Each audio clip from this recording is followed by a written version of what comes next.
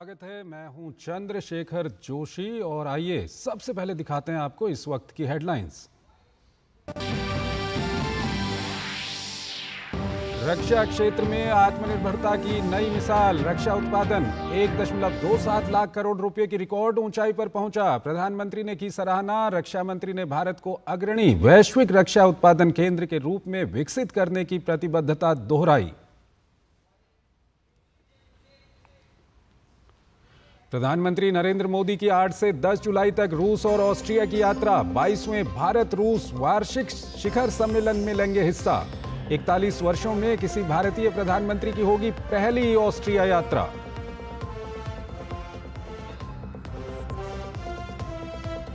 राष्ट्रपति द्रौपदी मुर्मू ने अदम्य साहस और वीरता के लिए रक्षा अलंकरण समारोह 2024 के पहले चरण में प्रदान किए 36 वीरता पुरस्कार, जिसमें 10 कीर्ति चक्र और 26 शौर्य चक्र शामिल। उपराष्ट्रपति जगदीप धनखड़, प्रधानमंत्री नरेंद्र मोदी सहित कई गणमान्य हुए शामिल।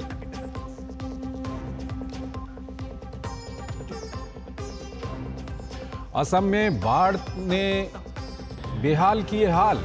मुख्यमंत्री ने की प्रभावित इलाकों का दौरा कर स्थिति की समीक्षा। अगले 4-5 दिन के लिए पश्चिम और पूर्वोत्तर भारत में भारी बारिश का रेड अलर्ट। हिमाचल प्रदेश में कई सड़कों पर यातायात प्रभावित।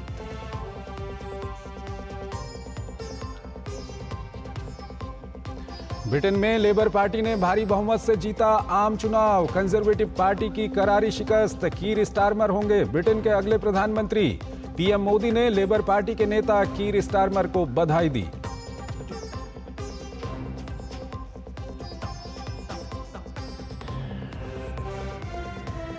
प्रधानमंत्री नरेंद्र मोदी खिलाड़ियों का लगातार कर रहे हैं उत्साहवर्धन। प्रधानमंत्री ने पेरिस ओलंपिक में हिस्सा लेने जा रहे खिलाड़ियों से की मुलाकात। कल T20 विश्व कप विजेताओं ने प्रधानमंत्री नरेंद्र मोदी से अपने जीत से जुड़े अनुभव किए थे साझा।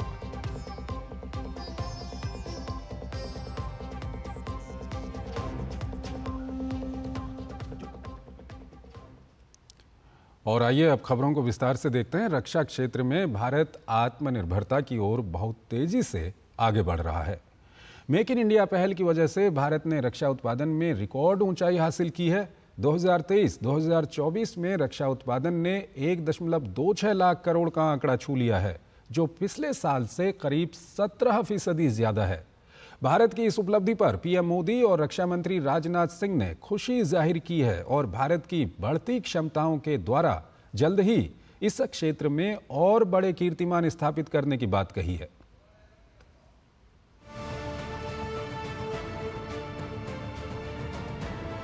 रक्षा मंत्रालय ने वित्तीय वर्ष 2023-2024 के दौरान स्वदेशी रक्षा उत्पादन में अब तक की सबसे अधिक वृद्धि हासिल की है। रक्षा से संबंधित सार्वजनिक क्षेत्र के उपक्रमों, रक्षा सामग्रियों का उत्पादन करने वाले अन्य सार्वजनिक उपक्रमों और निजी कंपनियों से प्राप्त आंकड़ों के अनुसार देश में रक्षा उत्पादन का मूल्य रिकॉर्ड ऊंचाई तक बढ़कर 1,26,887 करोड़ रुपए पर पहुंच गया है, जो पिछले वित्तीय वर्ष के रक्षा उत्पादन की तुलना में 16.7% की वृद्धि को दर्शाता है। वित्तीय वर्ष 2022-2023 के दौरान रक्षा उत्पादन का मूल्य 1,08,684 करोड़ रुपए था। Defense manufacturing in India has gone up by about 16.8%, and that's approximately about 1,26,888 crores. We are hoping to achieve a target of almost 1,75,000 crores. Atmanirbharta, followed by Make in India, has actually made India into a global defense manufacturing hub, which has led to exporting about $2.63 billion, something which one could never ever dream of. प्रधानमंत्री ने 2023-2024 में रक्षा उत्पादन में भारत की अब तक की सर्वाधिक वृद्धि की सराहना की है। प्रधानमंत्री ने लिखा, बहुत ही उत्साहजनक विकास। उन सभी को शुभकामनाएं जिन्होंने इस उपलब्धि में योगदान दिया है। हम अपनी क्षमताओं को और बढ़ाने तथा भारत को एक अग्रणी वैश्विक रक्षा विनिर्माण केंद्र के रूप में स्थापित करने के लिए अनुरूप वातावरण तैयार करने के लिए पूरी तरह से प्रतिबद्ध हैं। इससे हमारा सुरक्षा तंत्र बढ़ेगा और हम आत्मनिर्भर बनेंगे। रक्षा मंत्री राजनाथ सिंह ने एक्स पर एक पोस्ट के माध्यम से इस उपलब्धि पर कहा, प्रधानमंत्री श्री नरेंद्र मोदी के नेतृत्व में मेक इन इंडिया कार्यक्रम वर्ष दर वर्ष नई उपलब्धियां हासिल कर रहा है। रक्षा उत्पादन को सर्वकालिक उच्चतम स्तर पर ले जाने के लिए डीपीएसयू, रक्षा सामग्रियों का उत्पादन करने वाले अन्य सार्वजनिक उपक्रमों और निजी उद्योग सहित संपूर्ण रक्षा उद्योग को बधाई। सरकार भारत को अग्रणी वैश्विक रक्षा विनिर्माण केंद्र के रूप में विकसित करने के लिए अधिक अनुकूल व्यवस्था के लिए प्रतिबद्ध है।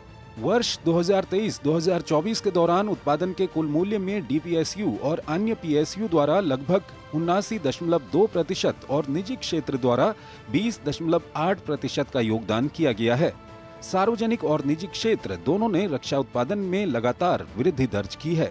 आत्मनिर्भरता पर जोर देते हुए पिछले 10 वर्षों के दौरान सरकार द्वारा किए गए विभिन्न नीतिगत सुधारों और व्यापार करने में आसानी से जुड़े कदमों के कारण ये उपलब्धि हासिल हुई है।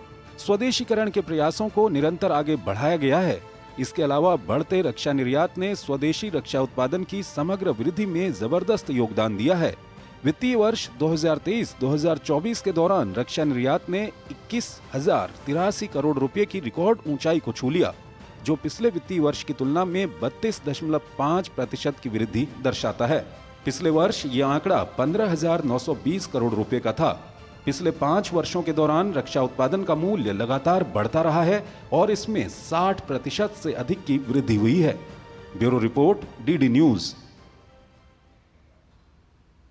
प्रधानमंत्री नरेंद्र मोदी 8 से 10 जुलाई के बीच रूस और ऑस्ट्रिया की आधिकारिक यात्रा पर रहेंगे। 8 और 9 जुलाई को रूस की 2 दिवसीय यात्रा के दौरान पीएम भारत रूस वार्षिक शिखर सम्मेलन में शामिल होंगे। इस दौरान दोनों देशों के बीच बहुआयामी संबंधों पर विस्तृत समीक्षा की संभावना है। वहीं रूस के बाद पीएम मोदी ऑस्ट्रिया जाएंगे। 41 वर्षों में किसी भारतीय प्रधानमंत्री की इस पहली ऑस्ट्रिया यात्रा को राजनयिक संबंधों की दृष्टि से बेहद अहम माना जा रहा है। भारत और रूस के बीच गहरे आर्थिक और राजनीतिक संबंध हैं और लगातार बदलते भू राजनीतिक परिदृश्य के बावजूद दोनों देशों के संबंध दिन ब दिन प्रगाढ़ होते जा रहे हैं। ऐसे में प्रधानमंत्री नरेंद्र मोदी की आगामी रूस यात्रा पर पूरी दुनिया की नजर है। प्रधानमंत्री नरेंद्र मोदी रूस के राष्ट्रपति व्लादिमीर पुतिन के आमंत्रण पर 22वें भारत रूस वार्षिक शिखर सम्मेलन में भाग लेने के लिए 8 से 9 जुलाई को मॉस्को में होंगे। इस दौरान दोनों नेता दोनों देशों के बीच बहुआयामी संबंधों की संपूर्ण श्रृंखला की समीक्षा तथा पारस्परिक हितों के समकालीन क्षेत्रीय और वैश्विक मुद्दों पर विचारों का आदान प्रदान करेंगे। Prime Minister is scheduled to arrive in Moscow in the afternoon, late afternoon of 8th July. President Putin will host a private dinner for Honorable Prime Minister on the day of arrival. The next day, Honorable Prime Minister's interactions would include an interface with the Indian community in Russia. As part of programming elements, Prime Minister will also lay a wreath at the tomb of the unknown soldier in Kremlin, and thereafter Honorable Prime Minister will visit the Rosatom Pavilion at the exhibition venue in Moscow. These engagements will be followed by a restricted level talk between the two leaders, which will then be followed by delegation level talks led by Honorable Prime Minister and the Russian President. Honorable Prime Minister will depart Moscow for Vienna in the afternoon of 9 July. Bharat और रूस के बीच रणनीतिक साझेदारी पारंपरिक सैन्य और ऊर्जा क्षेत्रों के अलावा अन्य क्षेत्रों में भी बढ़ी है। रूस ने शंघाई सहयोग संगठन में भारत की सदस्यता का समर्थन और संयुक्त राष्ट्र सुरक्षा परिषद में शामिल करने का आह्वान भी किया। वहीं भारत अपनी रणनीति में रूस को एक महत्वपूर्ण भागीदार के रूप में महत्व देता आया है। India-Russia bilateral trade has seen a sharp increase in 2023-24. It has since touched close to $65 billion, primarily due to strong energy cooperation between India and Russia. With Indian exports of $4 billion and Indian imports being close to $60 billion, trade remains imbalanced, which is a matter of priority in our discussions with the Russian side. रूस की यात्रा के बाद प्रधानमंत्री Austria के दौरे पर जाएंगे। बीते 41 वर्षों में किसी भारतीय प्रधानमंत्री की ऑस्ट्रिया की पहली यात्रा के दौरान प्रधानमंत्री नरेंद्र मोदी यहां उद्योगपतियों को भी संबोधित करेंगे। India and Austria had also signed a comprehensive migration and mobility agreement in May last year, and both sides will continue to work closely to expand and explore new areas of bilateral partnership. The visit, we are confident, will allow us to discuss various areas of importance in bilateral engagement, as also issues of regional and global importance of mutual interest, and help broaden the scope of our partnership. प्रधानमंत्री का रूस और Austria दौरा वैश्विक स्तर पर कई मायनों में बेहद अहम माना जा रहा है। जेसिका तनेजा के साथ ब्यूरो रिपोर्ट, डीडी न्यूज। राष्ट्रपति द्रौपदी मुर्मू ने अदम्य साहस और वीरता के लिए रक्षा अलंकरण समारोह 2024 के पहले चरण में प्रदान किए 36 वीरता पुरस्कार। इन पुरस्कारों में 10 कीर्ति चक्र और 26 शौर्य चक्र शामिल हैं। इस मौके पर उपराष्ट्रपति जगदीप धनखड़, प्रधानमंत्री नरेंद्र मोदी सहित कई गणमान्य मौजूद थे। राष्ट्रपति द्रौपदी मुर्मू ने दिल्ली स्थित राष्ट्रपति भवन में रक्षा अलंकरण समारोह 2024 में वीरता पुरस्कार प्रदान किए। इस कार्यक्रम में 36 वीरता पुरस्कार प्रदान किए गए। अदम्य साहस, अद्भुत पराक्रम, शौर्य एवं वीरता के लिए 10 कीर्ति चक्र, 7 मरणोपरांत और 26 शौर्य चक्र, 7 मरणोपरांत प्रदान किए गए। पुरस्कार पाने वालों में भारतीय सेना, केंद्रीय सशस्त्र पुलिस बल एवं राज्य और केंद्र शासित प्रदेशों के अफसरान और जवान शामिल थे। इस मौके पर उपराष्ट्रपति, प्रधानमंत्री, रक्षा मंत्री सहित अन्य गणमान्य अतिथि मौजूद रहे। कीर्ति चक्र शत्रु का मुकाबला करने के सिवाय असाधारण वीरता और शौर्य चक्र शत्रु का मुकाबला करने के सिवाय शौर्यपूर्ण कार्यों के लिए दिया जाता है। कीर्ति चक्र से सम्मानित इंस्पेक्टर जीडी दिलीप कुमार दास मरणोपरांत, head constable GD Rajkumar Yadav मरणोपरांत, कांस्टेबल जीडी बबलू राभा मरणोपरांत और कांस्टेबल जीडी शंभू राय मरणोपरांत। सभी 210 कोबरा सीआरपीएफ के हैं। Anshuman Singh, army medical corps 26वीं बटालियन पंजाब रेजिमेंट मरणोपरांत। हवलदार अब्दुल मजीद, 9वीं बटालियन पैराशूट रेजिमेंट विशेष बल मरणोपरांत। मेजर दिग्विजय सिंह रावत, 21वीं बटालियन पैराशूट रेजिमेंट विशेष बल।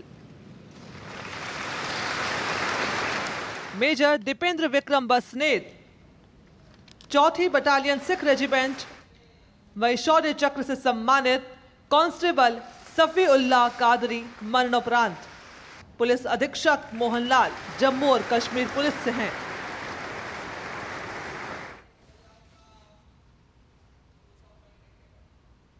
प्रधानमंत्री नरेंद्र मोदी ने राष्ट्रपति भवन में आयोजित रक्षा अलंकरण समारोह के पहले चरण में भाग लिया।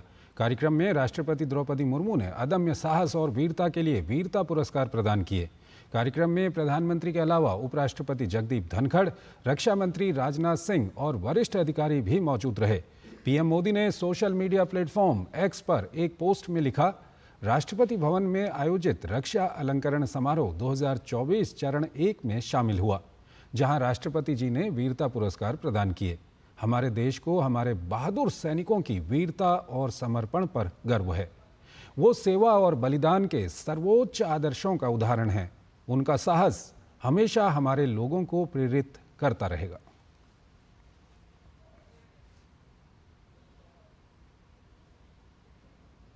केंद्रीय मंत्री अश्विनी वैष्णव और के राम मोहन नायडू की उपस्थिति में एयरबस और गति शक्ति विश्वविद्यालय के बीच एक समझौता ज्ञापन पर हस्ताक्षर हुए। एमओयू के मुताबिक बीटेक एविएशन कार्यक्रम शुरू किया गया है, जिसमें 40 विद्यार्थियों को एविएशन उद्योग का विश्व स्तरीय प्रशिक्षण प्रदान किया जाएगा। इसका उद्देश्य सेक्टर की मांग के अनुरूप कौशल प्रदान करना है। केंद्रीय मंत्री अश्विनी वैष्णव ने उम्मीद जताई कि इस पहल से कई लोगों को रोजगार हासिल होगा। पहला बीटेक एविएशन कोर्स एयरबस के साथ मिलके आरंभ हो रहा है। साथ ही साथ विशेषता इसमें यह है कि जो 40 बीटेक स्टूडेंट्स लिए जाएंगे, उनकी कंप्लीट ट्यूशन फीस, रहने की फीस, सारे के सारे खर्चे 1.5 लाख रुपए पर एनम की स्कॉलरशिप के जरिए एयरबस उसकी व्यवस्था करेगी।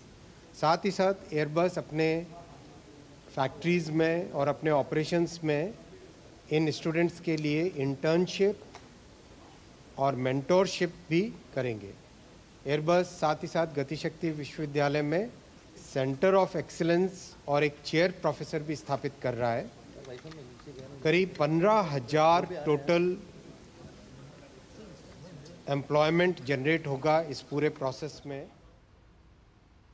केंद्रीय मंत्री के राममोहन नायडू ने कहा कि भारतीय नागर विमानन उद्योग तेजी से उभरता हुआ क्षेत्र है। ऐसे में कुशल कार्यबल तैयार करना भी आवश्यक है। इस दिशा में ये करार कारगर साबित होगा और जल्द ही नागर विमानन क्षेत्र यात्रियों की संख्या में रेलवे को भी पीछे छोड़ देगा।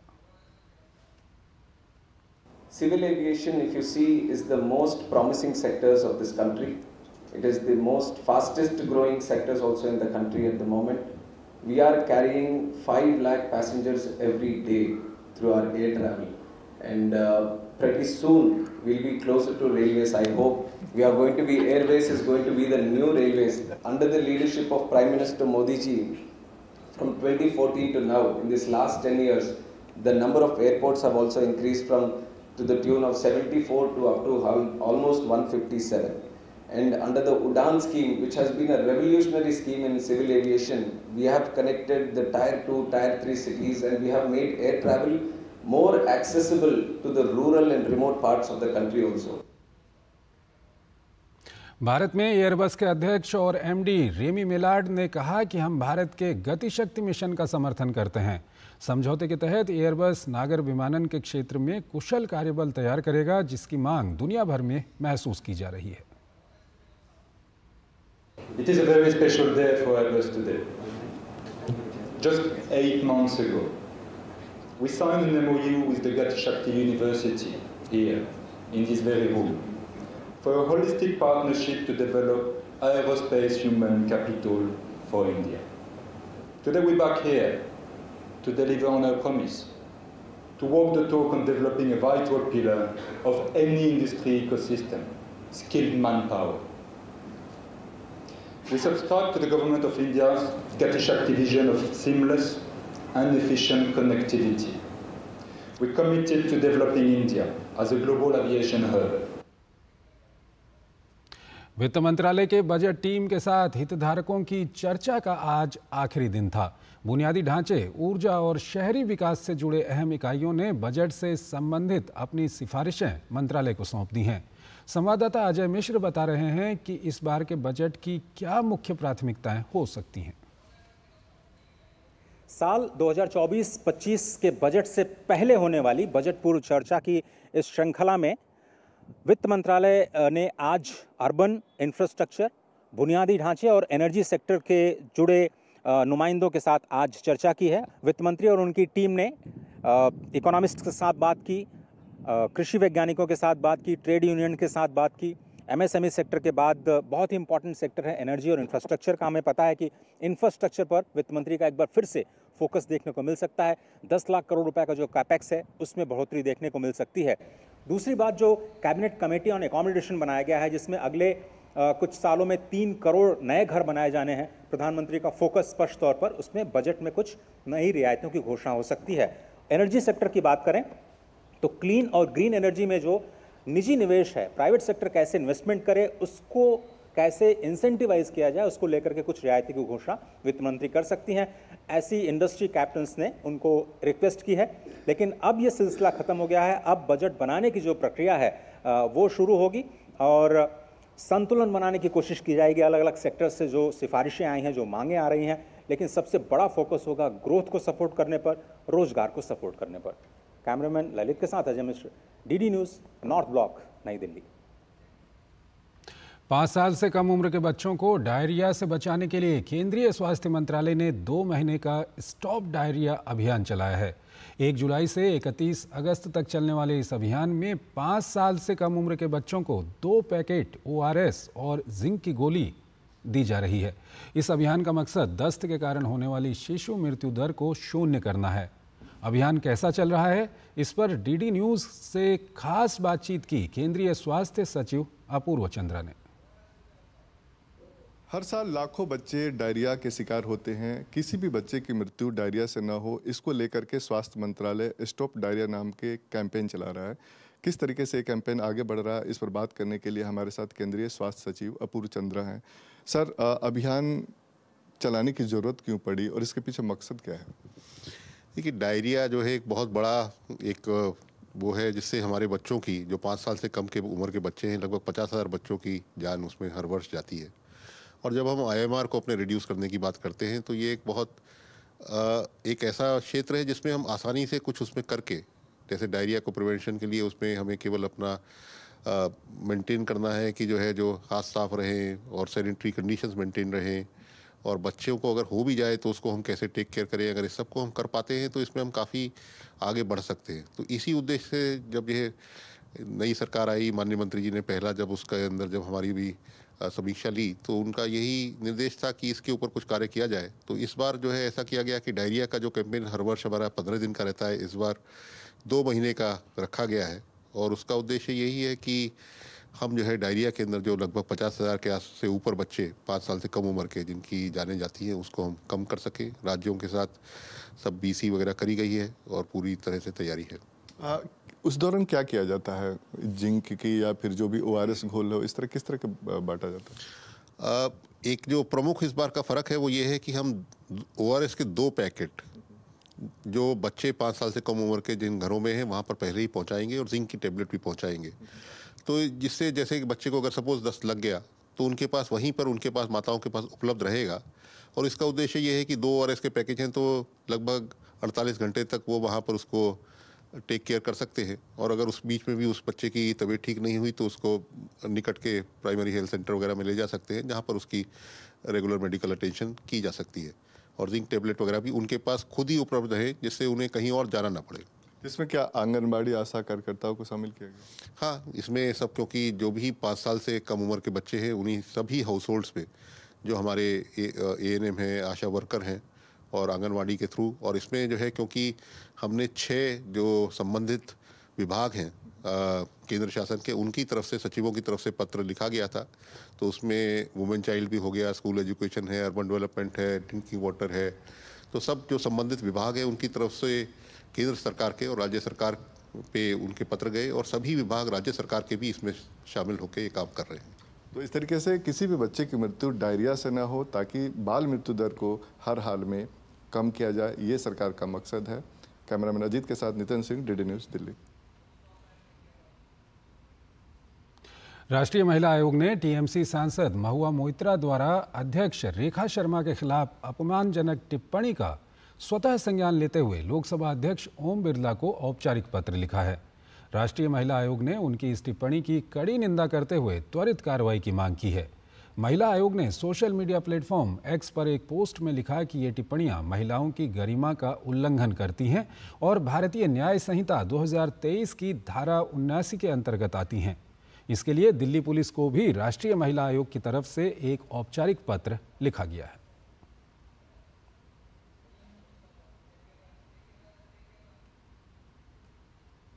और वहीं भाजपा प्रवक्ता शहजाद पूनावाला ने महुआ के अभद्र पोस्ट को लेकर TMC की मानसिकता पर सवाल उठाया है। साथ ही उन्होंने इंडी गठबंधन के नेताओं से भी सवाल किया है कि वो अभी तक इस मुद्दे पर चुप क्यों हैं। राष्ट्रीय महिला आयोग की अध्यक्षा के विषय में ऐसा ट्वीट है कि उसको दोहराया भी नहीं जा सकता, पर इस ट्वीट से उनकी मानसिकता दिखती है। ये वही मानसिकता है जो शाहजहां के साथ खड़ी हो जाती है संदेशखाली में, संदेशखाली को डिनाई करती है। ये वही मानसिकता है जो ताजमहल के साथ खड़ी हो जाती है चोपड़ा वाले तालिबानी घटना में। पोस्टपोल वायलेंस और रेप्स होते हैं, उसको जस्टिफाई किया जाता है।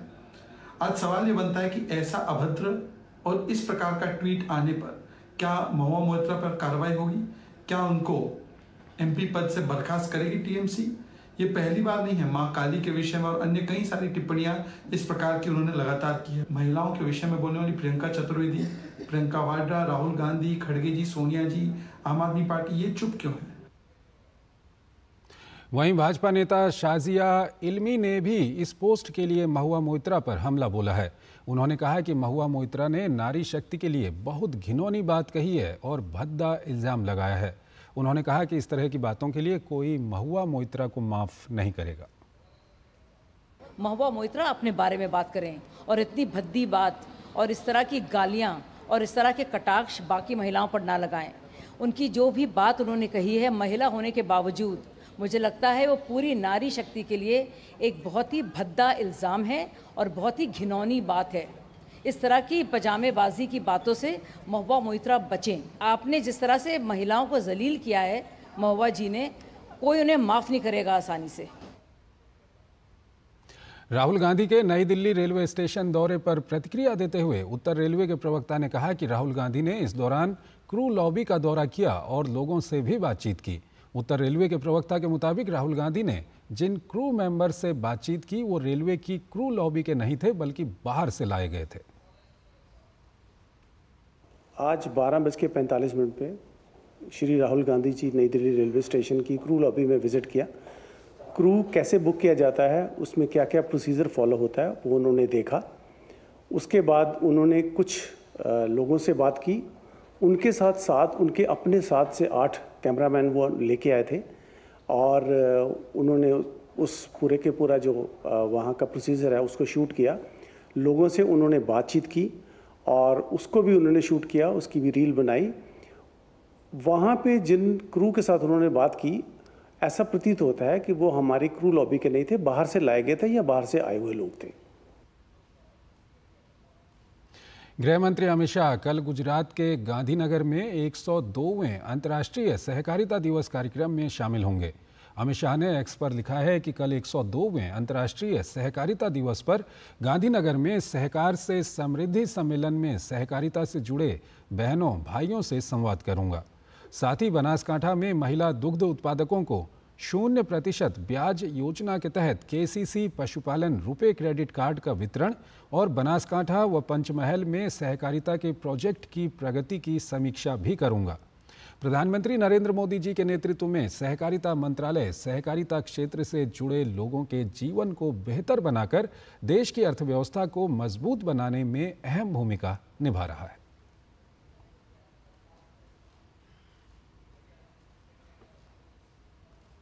पंजाब के लुधियाना में शिवसेना संदीप थापर के ऊपर निहंगों ने हमला कर दिया है।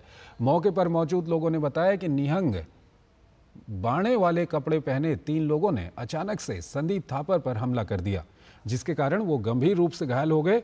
घटना के बाद तुरंत उन्हें इलाज के लिए पहले सिविल अस्पताल फिर डीएमसी अस्पताल ले जाया गया। पुलिस पूरे मामले की जांच कर रही है। इस वारदात के बाद से हिंदू संगठनों में भारी आक्रोश है। उन्होंने हमले के विरोध में 6 जुलाई को सुबह 10 बजे से शाम 5 बजे तक लुधियाना बंद का आह्वान किया है। पुलिस ने हमलावरों की पहचान कर ली है और उनकी सरगर्मी से तलाश कर रही है। डीसीपी तेजा ने आश्वासन दिया है कि थापर खतरे से बाहर हैं और जनता से शांति बनाए रखने का आग्रह किया है।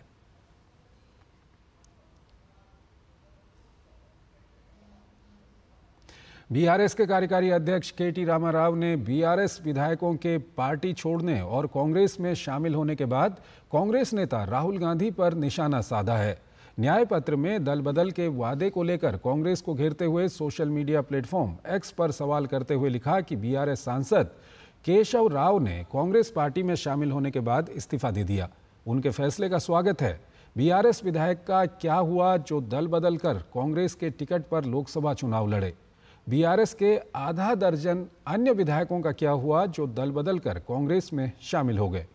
राहुल गांधी, क्या आप इसी तरह संविधान की रक्षा करेंगे? अगर आप बीआरएस विधायकों को इस्तीफा देने के लिए मजबूर नहीं कर सकते तो देश कैसे भरोसा करेगा कि आप कांग्रेस के घोषणा पत्र के अनुसार अनुसूची 10 संशोधन के लिए प्रतिबद्ध थे? ये कैसा न्याय पत्र है?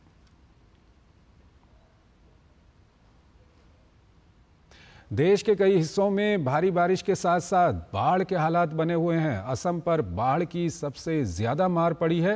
हालांकि मुख्यमंत्री ने कहा है कि हालात थोड़े बेहतर हो रहे हैं। मणिपुर में भी बारिश के कारण बाढ़ की स्थिति बनी हुई है। मुख्यमंत्री ने प्रभावित इलाकों का दौरा किया। देश के अधिकांश राज्यों में तेज बारिश जारी है।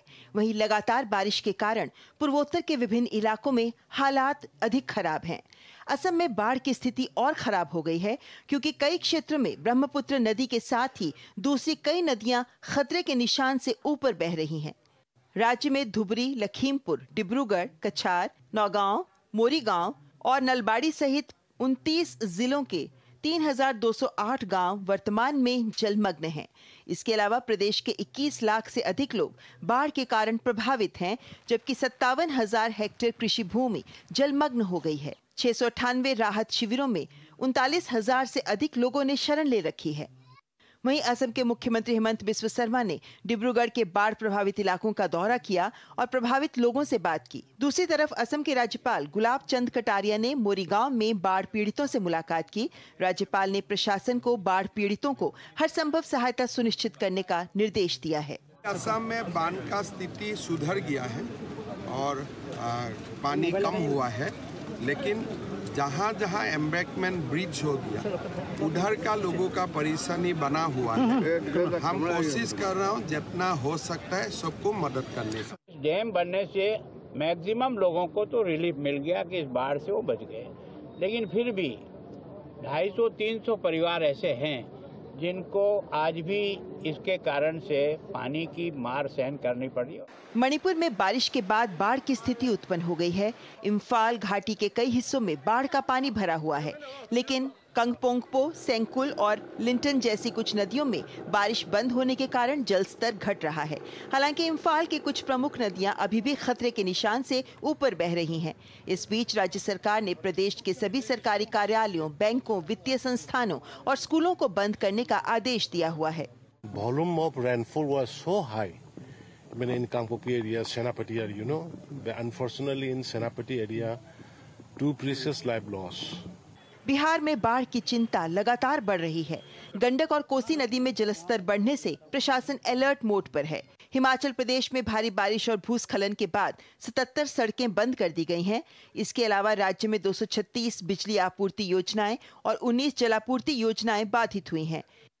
इसके अलावा उत्तर प्रदेश के भी विभिन्न इलाकों में बारिश जारी है। मुरादाबाद में भारी बारिश के कारण शहर के कई हिस्सों में जलभराव हुआ, जबकि तेज बारिश के चलते अयोध्या में सरयू नदी का जलस्तर भी तेजी से बढ़ रहा है। बारिश की वजह से अमरनाथ यात्रा भी बालटाल में थोड़ी प्रभावित हो रही है। हालांकि श्रद्धालुओं के उत्साह में कोई कमी नजर नहीं आ रही। प्रशासन की ओर से यहां व्यवस्था की गई है। उधर दिल्ली एनसीआर में भी बारिश का दौर जारी है। इस बीच मौसम विभाग के पूर्वानुमान के मुताबिक अगले 2 हफ्तों में देश में व्यापक बारिश जारी रहेगी। विशेष रूप से पश्चिमी तट के साथ साथ देश के उत्तर पश्चिमी और मध्य भागों में भारी से अत्यधिक भारी बारिश होने की संभावना है। Bureau report, DD news. केंद्रीय मंत्री शिवराज सिंह चौहान झारखंड के दौरे पर हैं। इस दौरान उन्होंने रामगढ़ जिले में स्व सहायता समूह की महिलाओं से मुलाकात की। स्व सहायता समूह की बहनों ने उन्हें मिट्टी के सांचे से बने पीतल के बर्तन दिखाए और अपने अनुभव साझा किए। बहनों से बात करते हुए चौहान ने कहा कि बहनों को मजबूर नहीं, मजबूत बनाना है। प्रधानमंत्री नरेंद्र मोदी का संकल्प है कि हर गरीब बहन को लखपति बनाना है और दीदी अपने परिश्रम से इसे पूरा करने का प्रयास कर रही हैं। मध्य प्रदेश के धार की ऐतिहासिक भोजशाला के सर्वेक्षण के मामले में मध्य प्रदेश हाईकोर्ट की इंदौर खंडपीठ ने भारतीय पुरातत्व सर्वेक्षण को रिपोर्ट पेश करने के लिए 10 दिन का समय और दिया है। गुरुवार को सुनवाई के दौरान कोर्ट ने एएसआई को 15 जुलाई या उससे पहले सर्वे रिपोर्ट अनिवार्य रूप से प्रस्तुत करने को कहा है। मामले में अगली सुनवाई 22 जुलाई को होगी। दरअसल हाईकोर्ट की इंदौर खंडपीठ ने 11 मार्च को एक आदेश जारी करके एएसआई से ज्ञानवापी की तर्ज पर धार की भोजशाला का भी पुरातात्विक सर्वेक्षण करने का निर्देश दिया था। एएसआई को 6 सप्ताह में सर्वे पूरा करके 29 अप्रैल को कोर्ट में रिपोर्ट प्रस्तुत करनी थी, लेकिन अत्याधुनिक उपकरणों की आवश्यकता का हवाला देकर एएसआई ने समय बढ़ाने की मांग की थी। एएसआई की ओर से कोर्ट ने बताया कि वैज्ञानिक सर्वे में 650 से अधिक आर्टिकल सामने आए हैं।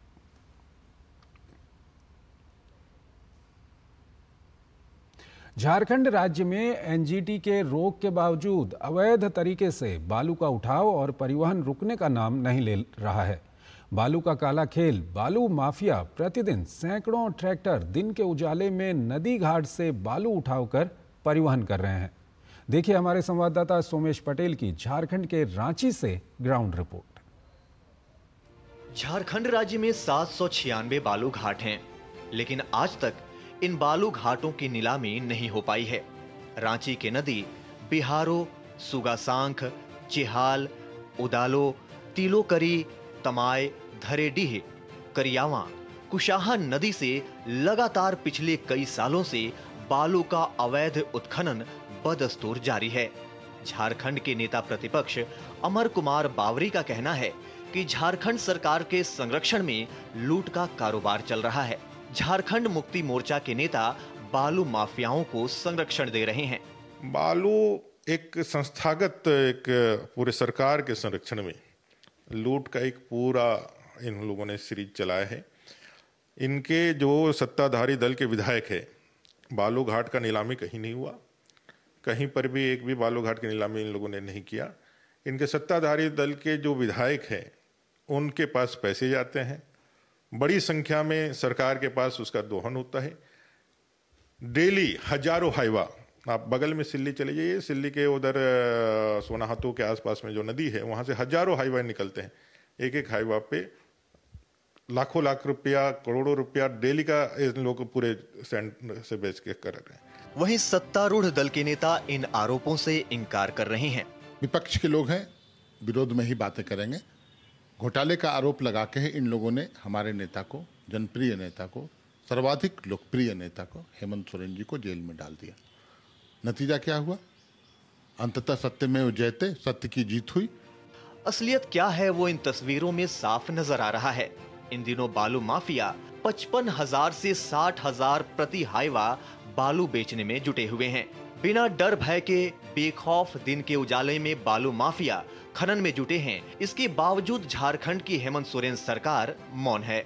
झारखंड राज्य में इन दिनों प्राकृतिक संपदाओं की बड़े पैमानों पर लूट जारी है। झारखंड सरकार और प्रशासन बालू का अवैध खनन करने वाले माफियों को रोकने में विफल साबित हो रही है। झारखंड राज्य में बालू का काला खेल करने वाले माफिया एनजीटी के रोक के बावजूद भी अवैध तरीके से बालू का उठाव और परिवहन बड़े पैमाने पर धड़ल्ले से कर रहे हैं।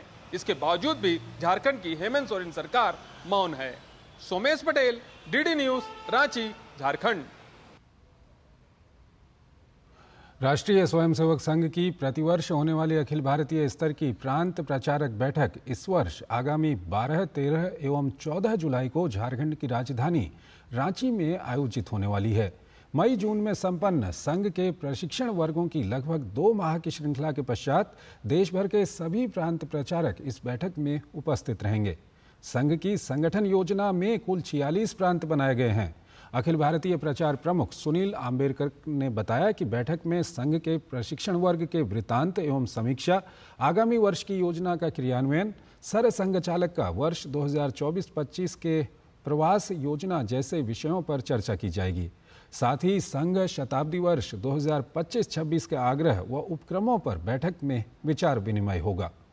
सर संघ चालक डॉक्टर मोहन भागवत, सर कार्यवाह दत्तात्रेय होसबोले, सभी सह सर कार्यवाह डॉक्टर कृष्ण गोपाल, सीआर मुकुंद, अरुण कुमार, रामदत्त, आलोक कुमार, अतुल लिम्ये सहित कार्यकारिणी के सदस्य इस बैठक में भाग लेने वाले हैं। बैठक के लिए सर संघ चालक 8 जुलाई को रांची पहुंचने वाले हैं।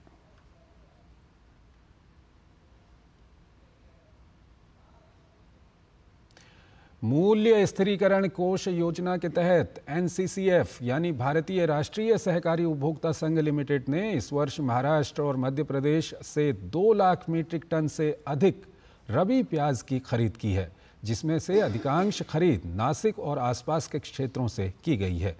बीते वर्ष एनसीसीएफ के लिए खरीद का लक्ष्य पहले चरण में 1.5 लाख मीट्रिक टन था और खरीद की औसत दर करीब 17 रुपये प्रति किलोग्राम थी। इस वर्ष खरीद का लक्ष्य 2.5 लाख मीट्रिक टन है और एनसीसीएफ ने पहले 2 लाख मीट्रिक टन से अधिक की खरीद कर ली है। इस बार औसत खरीद दर लगभग 29.5 रुपये प्रति किलोग्राम है, जिससे किसानों की आय में लगभग 74% की भारी वृद्धि हुई है। साथ ही सरकार ने पहली बार प्रत्यक्ष लाभ हस्तांतरण यानी डीबीटी भी शुरू किया है। इसके जरिए खरीद और गुणवत्ता की जांच के बाद लाभ सीधा किसानों के खाते में ट्रांसफर किया जाता है।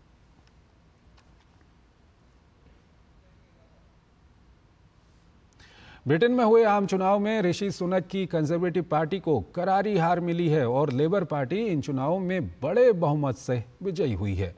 कीर स्टारमर अब ब्रिटेन के नए प्रधानमंत्री हैं। स्टारमर ने कहा कि उनकी सरकार अब ब्रिटेन का पुनर्निर्माण करेगी। इससे पहले ऋषि सुनक ने बकिंघम पैलेस पहुंच औपचारिक रूप से किंग चार्ल्स को इस्तीफा सौंपा। कंजर्वेटिव पार्टी की करारी शिकस्त के बाद ऋषि सुनक ने 10 डाउनिंग स्ट्रीट के बाहर राष्ट्र को संबोधित भी किया। ब्रिटेन के प्रधानमंत्री के आधिकारिक आवास 10 डाउनिंग स्ट्रीट के बाहर उत्साहित लोगों की भारी भीड़। प्रचंड जनादेश मिलने के बाद, राष्ट्र प्रमुख चार्ल्स की तरफ से सरकार गठन का न्योता मिलने के बाद नए प्रधानमंत्री कीर स्टारमर ऐतिहासिक इमारत के बाहर के बदलाव के लिए तुरंत काम शुरू करने का भरोसा दिया। स्टारमर ने नई नीतियों का वादा करते हुए कहा कि किसी देश को बदलना स्विच दबाने जैसा नहीं है। हालांकि परिवर्तन अवश्य होगा जो लोगों की जिंदगी में बड़े बदलाव लाएगा, लेकिन इसमें समय लगेगा। परिवर्तन का काम तुरंत शुरू होगा। इसमें कोई संदेह नहीं है कि हम ब्रिटेन का पुनर्निर्माण करेंगे। देश पहले, पार्टी बाद में। हम इसी तरह सेवा करेंगे। ऐतिहासिक चुनाव में प्रचंड बहुमत हासिल करने वाली लेबर पार्टी के नेता स्टारमर अपनी पत्नी विक्टोरिया स्टारमर के साथ राजमहल पहुंचे। स्टारमर ने किंग चार्ल्स से मुलाकात की। किंग चार्ल्स ने स्टारमर को नई सरकार बनाने का निमंत्रण दिया। नए प्रधानमंत्री स्टारमर कार्यभार संभालने के लिए डाउनिंग स्ट्रीट पहुंचे। उन्होंने प्रचंड जनादेश के लिए देश की जनता का आभार जताया।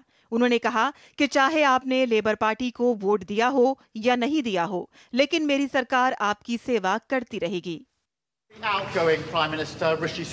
हर किसी के साथ सम्मान और गरिमा के साथ व्यवहार किया जाएगा। बिजली बिलों में कटौती, सबको बिजली जैसे काम तुरंत किए जाएंगे। इससे पहले ऋषि सुनक बकिंघम पैलेस पहुंचे और औपचारिक रूप से किंग चार्ल्स को इस्तीफा सौंपा। कंजर्वेटिव पार्टी की करारी शिकस्त के बाद ऋषि सुनक ने 10 डाउनिंग स्ट्रीट के बाहर राष्ट्र को संबोधित किया। उन्होंने बीते कई दशकों में पार्टी के सबसे खराब प्रदर्शन के लिए राष्ट्र से माफी मांगी। उन्होंने कहा कि इस नतीजे से सीख लेने की जरूरत है।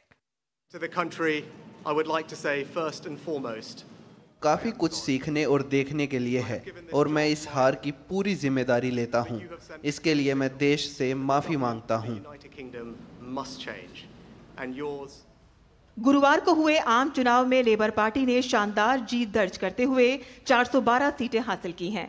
संसद में बहुमत के लिए 326 सीटों की जरूरत होती है और इसके साथ ही 14 साल से देश की सत्ता पर काबिज कंजर्वेटिव सरकार का अंत हो गया। अब कीर स्टारमर के सामने मौजूदा चुनौतियों से निपटकर जनता से किए गए वादों को पूरा करने की जिम्मेदारी है।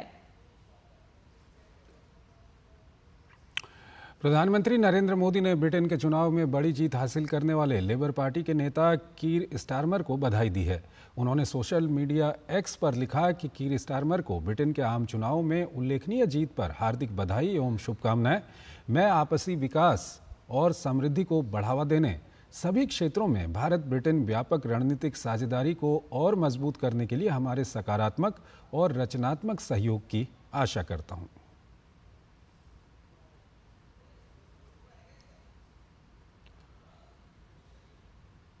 प्रधानमंत्री नरेंद्र मोदी ने ऋषि सुनक के नेतृत्व के दौरान उनके सहयोग के लिए लिखा है कि सराहनीय नेतृत्व और आपके कार्यकाल के दौरान भारत और ब्रिटेन के बीच संबंधों को गहरा करने में सक्रिय योगदान के लिए ऋषि सुनक जी को धन्यवाद। आपको और आपके परिवार को भविष्य के लिए शुभकामनाएं।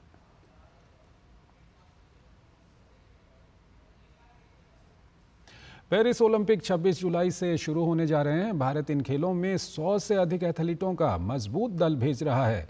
प्रधानमंत्री ने पेरिस ओलंपिक में हिस्सा लेने जा रहे खिलाड़ियों से मुलाकात की और उन्हें बेहतरीन प्रदर्शन के लिए शुभकामनाएं दी।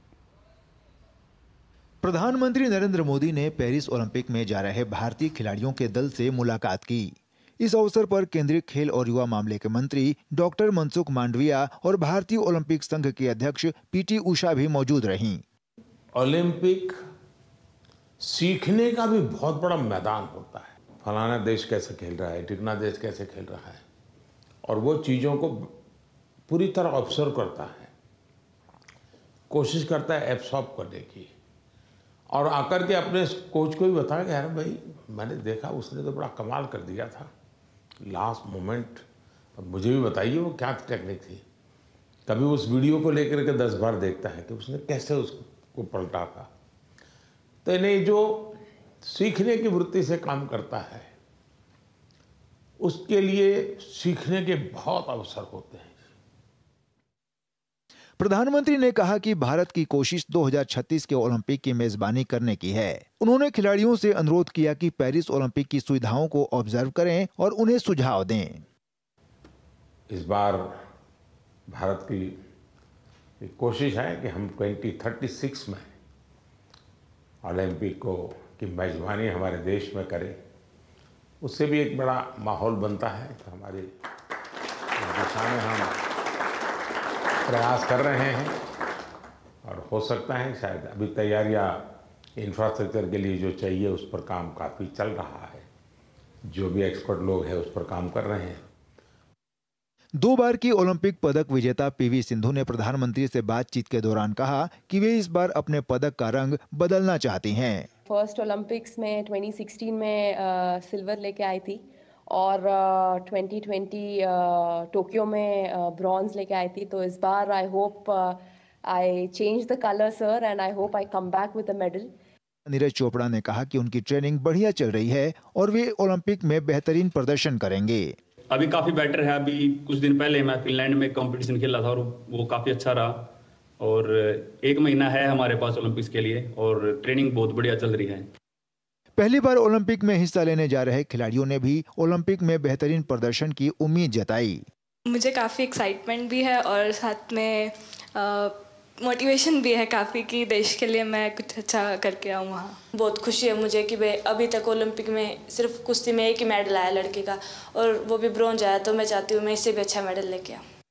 विश्व चैंपियन मुक्केबाज निकाहत जरीन ने भी ओलंपिक में बेहतरीन प्रदर्शन की उम्मीद जताई। मेरा पहला ओलंपिक्स है और मैं बहुत एक्साइटेड हूँ। एट द सेम टाइम मैं अपने आप को फोकस रख रही हूँ। स्विट्जरलैंड में ट्रेनिंग ले रही प्रियंका गोस्वामी ने कहा कि उन्हें सरकार की तरफ से हर तरह की सुविधाएं मुहैया कराई जा रही हैं। दूसरा ओलंपिक्स है और मैं 3 महीने से ऑस्ट्रेलिया में ट्रेनिंग कर रही थी सरकार की तरफ से और अभी स्विट्जरलैंड में ट्रेनिंग कर रही हूँ टॉप्स की तरफ से। तो काफी सपोर्ट मिल रहा है हमें गवर्नमेंट की तरफ से। तीरंदाज दीपिका कुमारी चौथी बार ओलंपिक में हिस्सा लेंगी। ये चौथा ओलंपिक है मेरा और मैं बहुत एक्साइटेड हूँ और ये काफ़ी एक्सपीरियंस है तो मैं उस एक्सपीरियंस को चाहूँगी कि उस एक्सपीरियंस को यूज़ करूँ। पेरिस ओलंपिक 26 जुलाई से शुरू होने जा रहे हैं। भारत ने टोक्यो ओलंपिक में 7 पदक जीते थे, जिनमें नीरज चोपड़ा का जेवलिन थ्रो में जीता गया स्वर्ण पदक भी शामिल था। Sports desk, DD news. T20 cricket विश्व कप जीतने वाली भारतीय क्रिकेट टीम ने प्रधानमंत्री से मुलाकात की। इस मौके पर खिलाड़ियों ने प्रधानमंत्री के साथ जीत से जुड़े अपने अनुभव साझा किए।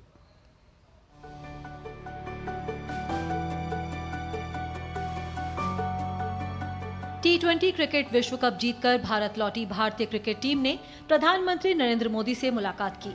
खिलाड़ियों ने प्रधानमंत्री के साथ अपने अनुभव साझा किए। वहीं खिलाड़ियों ने जीत से जुड़ी अपनी भावनाएं भी प्रकट की। प्रधानमंत्री ने खिलाड़ियों को जीत पर बधाई देते हुए कहा कि भारतीय टीम ने अपनी प्रतिभा के साथ साथ अपने धैर्य का भी परिचय दिया। आप लोगों ने शानदार अपने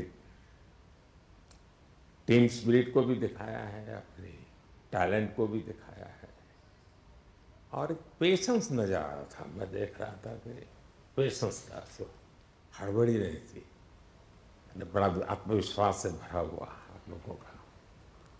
तो मेरी तरफ से आपको बहुत बहुत बधाई है साथियों। प्रधानमंत्री ने कहा कि खिलाड़ियों ने देश को जीत का उपहार तो दिया ही है, लेकिन वे अब युवाओं के लिए आदर्श हैं और देश के युवाओं को प्रेरित कर सकते हैं। देश के नौजवानों को आप बहुत कुछ आगे वाले लोग दे सकते हैं।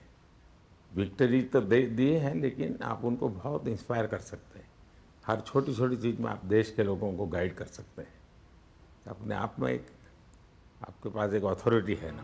भारतीय क्रिकेट टीम के कोच राहुल द्रविड़ ने कहा कि नवंबर में वनडे विश्व कप में मिली हार के बाद भी प्रधानमंत्री खिलाड़ियों से मिले थे और अब जीत के बाद मिलना एक सुखद अनुभव है। द्रविड़ ने कहा कि ये खिलाड़ी आने वाली पीढ़ियों को प्रेरित करेंगे। नवंबर में अहमदाबाद में हम वो मैच हारे थे, तो वहाँ पे भी आप आए थे जब हमारा थोड़ा समय इतना अच्छा नहीं था, तो हमें बहुत खुशी हुई कि आज हम आपको इस खुशी के मौके पे भी मिल सकते हैं। बहुत मेहनत की है इन लड़कों ने।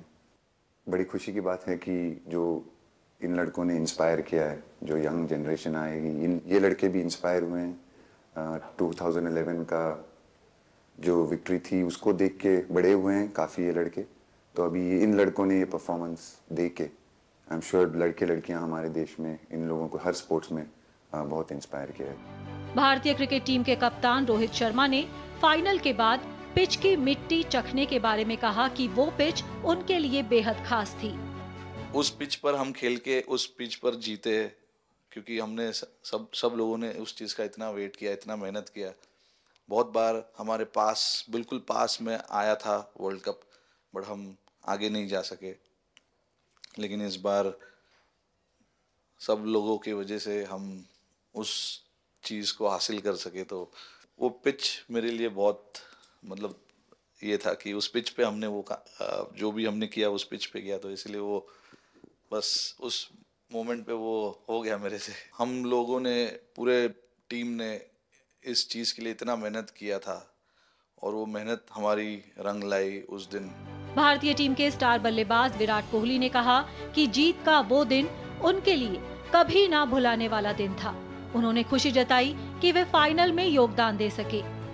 जो चीज़ होनी होती है वो किसी भी तरीके से होती है, तो ये होना ही था मेरे साथ, टीम के साथ।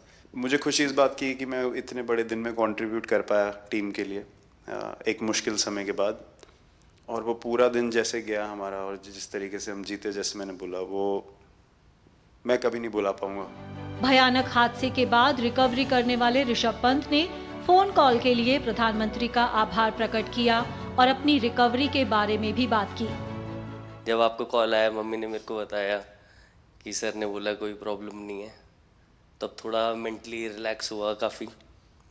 उसके बाद फिर रिकवरी के टाइम पे आसपास सुनने के लिए मिलता था सर कि क्रिकेट कभी खेलेगा या नहीं खेलेगा, किसी और के लिए नहीं बट अपने आप को प्रूव करना है, नहीं वापस डेडिकेट करके किया, नहीं वापस इंटरनेशनल क्रिकेट खेलना है और इंडिया को जिताने को देखना है।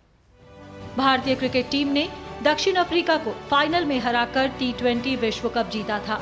भारतीय टीम दूसरी बार T20 विश्व चैंपियन बनी है। Sports desk, DD news. Uttar Pradesh के हाथरस कांड के मुख्य आरोपी देव प्रकाश मधुकर को यूपी पुलिस ने गिरफ्तार कर लिया है।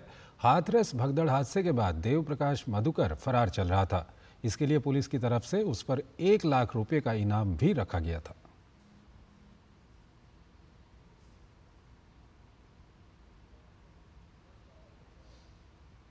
बहुजन समाज पार्टी के तमिलनाडु प्रदेश अध्यक्ष आम स्ट्रॉन्ग की चेन्नई में उनके घर के पास 6 लोगों ने मिलकर हत्या कर दी।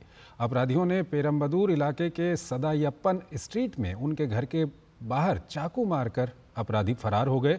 बसपा नेता की हत्या से पार्टी कार्यकर्ताओं में भारी आक्रोश है। फिलहाल पुलिस आरोपी की तलाश कर रही है।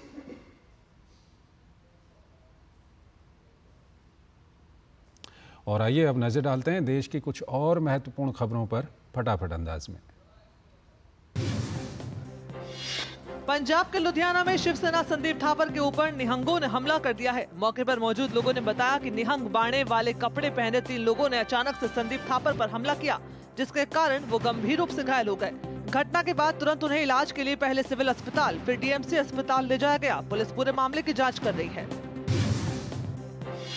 कलकत्ता हाई कोर्ट ने पश्चिम बंगाल में शिक्षक भर्ती मामले में सीबीआई को आदेश दिए कि वो भर्ती के लिए परीक्षा में इस्तेमाल की गई OMR शीट से संबंधित डेटा प्राप्त करने के लिए किसी विशेष एजेंसी की मदद ले। दिल्ली की राउज एवेन्यू कोर्ट ने दिल्ली शराब मामले से जुड़े सीबीआई के मामले में बीआरएस नेता के कविता की न्यायिक हिरासत को 18 जुलाई तक के लिए बढ़ा दिया है। के कविता को सीबीआई ने इस मामले में 11 अप्रैल को गिरफ्तार किया था। दिल्ली हाई कोर्ट में मुख्यमंत्री अरविंद केजरीवाल की शराब घोटाले के सीबीआई केस में दायर जमानत याचिका पर सुनवाई हुई। हाई कोर्ट ने जमानत मांगने वाली अरविंद केजरीवाल की इस याचिका पर सीबीआई को नोटिस जारी किया है। इस मामले की अगली सुनवाई अब 17 जुलाई को होगी। नीट पीजी की परीक्षा की तारीखों की घोषणा हो गई है। National board of examination in medical sciences की ओर से बताया गया है कि 11 अगस्त को नीट पीजी की परीक्षा आयोजित करवाई जाएगी। नीट यूजी मामले में केंद्र ने सुप्रीम कोर्ट में हलफनामा दायर किया। एफिडेविट में ये कहा गया है कि सीबीआई मामले की जांच कर रही है। कई राज्यों में पेपर लीक के आरोपों की जांच चल रही है। हलफनामे में ये भी कहा गया कि गिरफ्तारियां भी की गई है। पेपर लीक करने के पीछे संगठित गिरोह और सरगना का पता लगाया जा रहा है। राष्ट्रीय चिकित्सा विज्ञान परीक्षा बोर्ड ने FMGE यानी फॉरेन मेडिकल ग्रेजुएट एग्जामिनेशन में शामिल होने जा रहे छात्रों को ऑनलाइन धोखाधड़ी से बचाने के लिए दिशा निर्देश जारी किए हैं। ये परीक्षा 6 जुलाई को आयोजित होगी। बीएसएफ के दक्षिण बंगाल फ्रंटियर के अंतर्गत नादिया जिले में तैनात 68वीं बटालियन के जवानों ने राजस्व खुफिया निदेशालय कोलकाता के साथ एक संयुक्त अभियान चलाया। सीमानगर में लगातार 4 तलाशी अभियानों में 7 तस्करों को गिरफ्तार किया गया। बाबा बर्फानी के दर्शनों के लिए श्री अमरनाथ यात्रा जारी है। तीर्थ यात्रियों का एक और जत्था पंथा चौक श्रीनगर बेस कैंप से रवाना हो गया है। कड़ी सुरक्षा के बीच पंथा चौक यात्रा आधार शिविर से बालटाल और पहलगाम मार्गों के लिए रवाना हुई। तो इस बुलेटिन में फिलहाल इतना ही। आप बने रहिए DD न्यूज के साथ। नमस्कार।